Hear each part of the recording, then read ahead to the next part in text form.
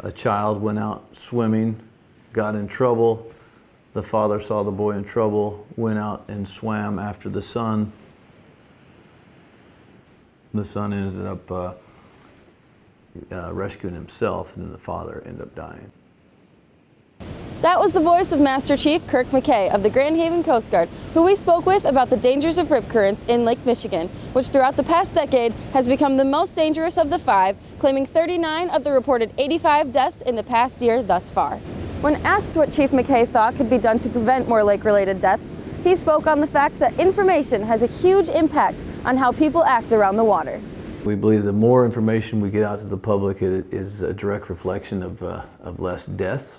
So we educate from boating, people that are in boats. We educate people on the shore side. But it's not just boaters who should be aware of the true power of an undertow. Anyone entering the water should use caution and know the signs of a rip current. When the wind picks up and the weather is hot, we're going to get a lot of calls. The rescue and trying to save someone is really what we're going for. I think for anyone that's human, it can be emotionally taxing. In the past 10 years, the Great Lakes have taken a total of 825 lives of innocent people. 2018 alone broke a record of 100 fatalities.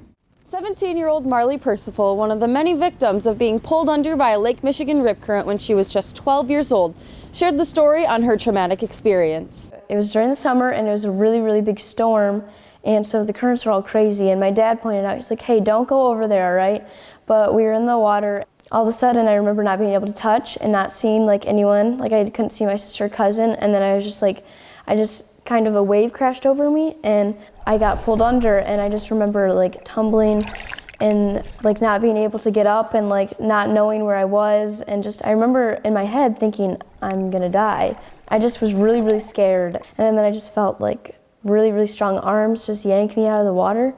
Marley was lucky enough to make it out of the rip current alive, fate that many alike have not seen in recent years. With the number of death by rip currents rising year to year, it would seem there is more that could be done to promote public safety, but with the weather being the main factor, all the Coast Guard can do is inform.